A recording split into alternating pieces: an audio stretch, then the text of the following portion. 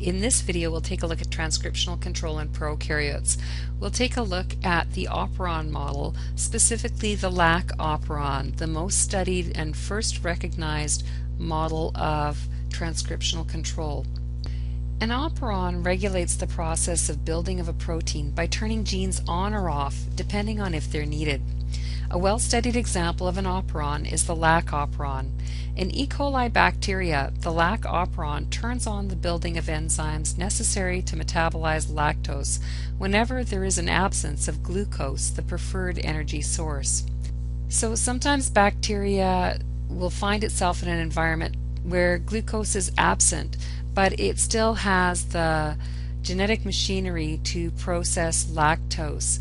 It's easier to process glucose, but if glucose isn't present, it's time to turn on the production of the enzymes to start digesting lactose. And that's what the LAC operon is for. An operon is a unit of DNA containing a cluster of genes under the control of a single section of DNA. The operon components are structural genes, which lie immediately next to each other. They code for enzymes to break down lactose and are transcribed as a group. The operator is the on-off switch of transcription. It's a short sequence of DNA where the repressor binds, preventing RNA polymerase from attaching to the promoter. The promoter is a short sequence of DNA where RNA polymerase first attaches when the genes are to be transcribed. Further upstream of these genes is the regulator gene. It's some distance away on the DNA. It regulates the activity of the structural genes. It codes for a repressor protein, which normally, when glucose is present, actively binds to the operator and prevents RNA polymerase from binding to the promoter and transcribing the genes for lactose metabolism. The repressor protein is always coded for and is therefore always present.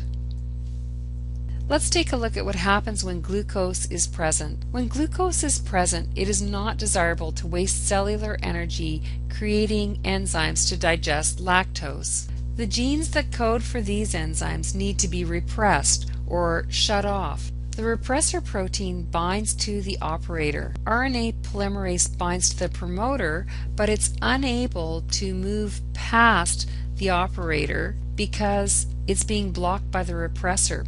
As a result, the genes that code for the enzymes that break down lactose cannot be transcribed into the enzymes to break down lactose. What happens when glucose is absent but lactose is present? Well, this is when the LAC operon turns on, and here's how it happens. When glucose is absent and lactose is present, it is desirable to have the enzymes that break down lactose. RNA polymerase should be allowed to move past the operator and transcribe the structural genes. The repressor must be inhibited so that it cannot bind to the operator. Lactose binds to the repressor, changing its shape. As a result, the repressor cannot fit into the operator and block RNA polymerase. As a result of that, RNA polymerase can move past the operator.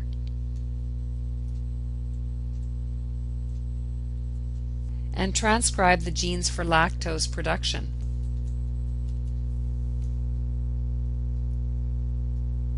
The enzymes for digestion of lactose are produced, and lactose is digested.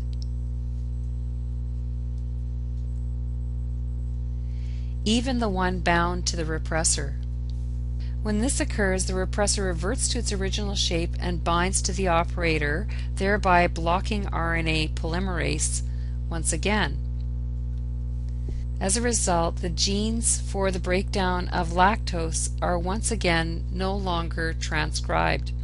This self-regulatory mechanism in E. coli bacteria ensures that whenever lactose is absent, energy to create enzymes for its breakdown will not be used. If lactose is present and glucose is not, the enzymes for lactose breakdown will be available when lactose itself inhibits the repressor protein. This summarizes the LAC operon and how it functions to control the production of enzymes for lactose metabolism.